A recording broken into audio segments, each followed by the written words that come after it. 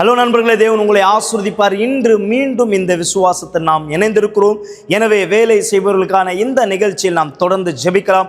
எனவே இன்று இந்த துவக்கத்தினுடைய இந்த நாளில் யார் நீங்கள் உங்களுடைய வேலைகளுக்காக செல்ல உங்களை ஆயத்தப்படுத்தியிருக்கீங்களோ, எனவே உங்களுடைய பொருட்கள் எல்லாவற்றையும் நீங்கள் கையில் பிடித்து கொள்ளுங்க. உங்களுடைய ஃபைல், டாக்குமெண்ட்ஸ் எதெல்லாம் நீங்கள் ஒப்பந்தம் செய்ய ஒரு தீர்மானத்தை எடுத்திருக்கீங்களோ பாருங்கள், இன்றைக்கு தேவன் இந்த காரியங்கள் உங்களுக்கு வெற்றியாய் மாற்றட்டும். எனவே நாம் ஒன்று சேர்ந்து ஜெபிக்கலாம். இந்த தண்ணீர் இருந்தால் கையில் எடுத்துக்கொள்ளுங்கள், கண்களை மூடுங்கள். நாம் தேவனை நோக்கி ஜெபிக்கும் பொழுது பலனை, தைரியம், விசுவாசம், சமாதானத்தை மற்றும் நாம் நேர்மையாய் எதை அவரிடத்தில் கேட்கிறோமோ அதை பெற்றுக்கொள்கிறோம். இந்த தருணத்தின் வாய்ப்பை பெற்றுக்கொண்டு கண்களை மூடி தேவன் மேலாக உங்கள் எண்ணங்களை உயர்த்துங்கள்.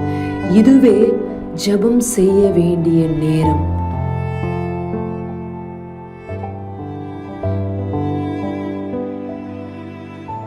என் ஆண்டவர், என் தேவனை, இயேசுவின் நாமத்தினால் இதோ இன்றைக்கு இந்த விசுவாசத்தில் நாங்கள் ஒன்றிணைந்திருக்கிறோம்.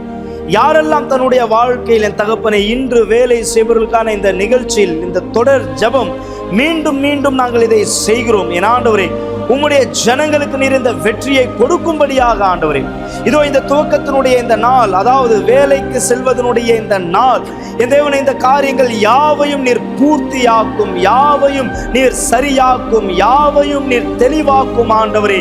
இதோ எந்த ப்ராஜெக்டில் எதை செய்ய என் தகப்பனை இவர் சோம்பலாகவும் இல்லை பலகீனமாகவும் இவரால் போக முடியாத ஒரு சூழ்நிலையாகவும் இருந்தால் தேவனே, இன்றைக்கு இந்த எல்லா தடைகளை நீக்கி போடும். இதோ இன்றைக்கு இவர் செல்லட்டும் ஆண்டவரே, எழும்பி செல்லட்டும், வேலைக்கு செல்லட்டும், இதோ வியாபாரத்தின் காரியத்திற்கு செல்லட்டும். என் தகப்பனே, புதிய காரியங்கள் நீர் இவர் செல்லும் போது இவருக்கான கதவுகளை திறந்து ஆசீர்வதியும் ஆண்டவரே. உம்முடைய ஆசீர்வாதத்தை நீர் ஏற்படுத்தும்படியாய் நான் கேட்கிறேன். ஆம் ஆண்டவரே, உம்மை நம்புகிறவர்களுக்கு நீர் வழிகளை ஏற்படுத்துகிறீர், நீர் பலன் கொடுக்கிறவராய் இருக்கிறீர். இதோ இந்த விசுவாசத்தில் இணைந்து ஜெபிக்கிற இவர் என் தகப்பனே தன்னுடைய நம்பிக்கையை உம்மிடத்தில் வெளிப்படுத்துகிறார் ஆண்டவரே. இவருடைய காரியங்கள் வெற்றியாக்கும்.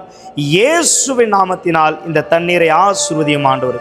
இந்த தண்ணீர் குடிக்கும் போது இவருக்குள்ளாக புது பலன் செல்லட்டும்.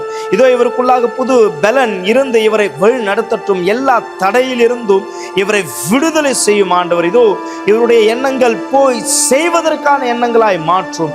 எல்லா தடைகளையும் நீக்கும். இவருக்குள்ளாக ஜீவனை வைத்தருளும் ஆண்டவரே. இயேசுவின் நாமத்தினால் இந்த தண்ணீரை குடியுங்கள்.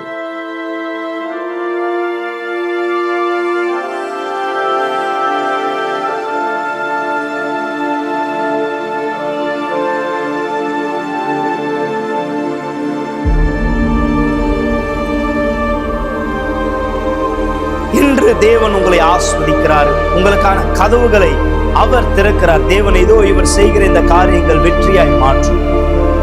எல்லா தடைகளிலிருந்தும் இவர் ஜெயிக்கட்டும். இந்த திங்கட்கிழமையில் இவருக்கான ஆசீர்வாதங்கள் தான் பெற்றுக்கொள்ளட்டும். இன்றைக்கு எங்கே இவர் செல்கிறாரோ இந்த ஆசீர்வாதத்தை இவர் பெறட்டும் ஆண்டவரே.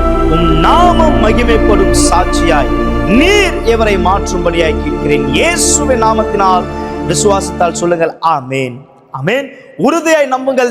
தேவன் இன்று உங்களோடு கூட இருந்து உங்களை வழிநடத்தி உங்களை ஆசீர்வதிப்பார். உறுதியாய் விசுவாசிங்கள்.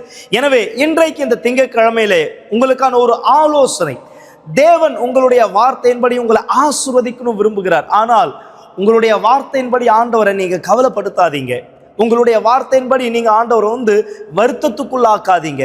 பாஸ்டர் என்ன சொல்றீங்க பாருங்க, தேவன் தன் வார்த்தையால் இங்கே வெளிப்படுத்துகிறார். இங்க மல்கியா இந்த 2வது அதிகாரத்தில் நம்ம பார்க்கலாம், 17வது வசனத்தில், உங்கள் வார்த்தைகளினாலே கர்த்தரை வருத்தப்படுத்துகிறீர்கள். உங்கள் வார்த்தைகளினாலே யார? கர்த்தரை.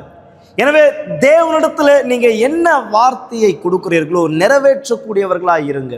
தேவன் உங்களுடைய சூழ்நிலையை மாற்றுவார். குறிப்பாக உங்களுடைய பொருளாதாரத்தில் நிறைய உபத்திரவங்களும் நிறைய பிரச்சனைகளையும் நிறைய போராட்டங்களையும் சந்திக்கிறீங்க. ஆமாம், கண்டிப்பா நீங்க அமைதியா இருப்பதன் மட்டும் உங்களுடைய பண வாழ்க்கை அப்படியே மரத்திலிருந்து வரப்போறது கிடையாது. ஆனா உங்க விசுவாசத்தை வெளிப்படுத்தி உங்களுடைய வார்த்தையினால எதை செய்வேன் என்று உங்களுடைய வியாபாரத்துக்காகவும் வேலைகளுக்காகவும் நீங்க முறையிட்டீங்களோ தேவனிடத்துல தேவன் உங்களுக்கான கதவுகள் திறப்பார். ஆனால் நீங்கள் புரிந்து கொள்ள வேண்டும், தேவனிடத்துல நீங்க என்ன வார்த்தைகள் விட்டீங்க, என்ன வார்த்தைகளை நீங்க அறிக்கை செய்தீங்க. எனவே உங்களுடைய வார்த்தையினால நீங்க தயவு செய்து ஆண்டவரை வருத்தப்படும்படியா செய்யாதீங்க. ஒருவேளை உங்களுடைய சக தொழிலாளர்கள் மத்தியில் நீங்க பேசும்போது ஆண்டவர் வருத்தப்படுகிறார். அதாவது சும்மா பேசுறாங்கன்றதுனால இல்லை, என்ன பேசுறீங்க, ஏன்னா நீங்க ஆண்டவருடைய சாயலில் இருக்கீங்க. எனவே இதை குறித்து இன்னும் அதிகமாக நாம் தெரிந்து கொள்ளலாம். இன்று காலையில் 8 மணி, 10 மணி, மதியானம் 3 மணி, விசேஷமா சாயந்தரம் 7 மணிக்கு நீங்க விசுவாசத்தோடு வரும்போது இன்னும் அநேக வார்த்தைகள் நீங்க தெரிந்து கொள்வீங்க, தேவன் உங்களுடைய சூழ்நிலை மாற்றுவதற்காக மக்களே. எனவே நான் உங்களை ஆலயத்தில் சந்திக்க விரும்புகிறேன். நம்மளுடைய முகவரியானது 282/681 அண்ணா சாலை. எங்களுடைய தொலைபேசி எண்ணானது 9384638738. இந்த எண்ணை நீங்கள் அழையுங்கள். மேலும் எங்களுடைய வெப்சைட்டை நீங்கள் பார்க்க விரும்புகிறீங்கன்னா uckj.in இந்த வெப்சைட்டை பாருங்க. இன்று நான் உங்களை சந்திக்கிறேன். தேவன் உங்களை ஆசீர்வதிப்பார்.